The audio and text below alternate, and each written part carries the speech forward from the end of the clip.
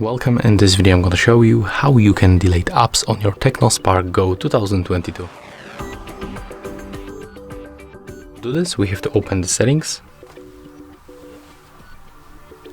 Next we have to locate applications, go for app management and take a look for the app settings, just right here. When you click on it once, you will find all apps that you have on your phone, and all you have to do is to select any application. So for example, Caffeine, click on it and then tap on Uninstall button.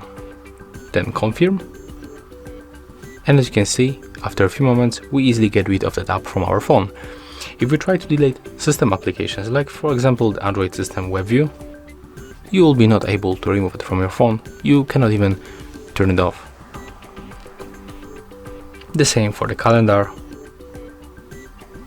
or camera. So that's all for this video. Hope you like it. Remember to leave a like, comment and subscribe to our channel.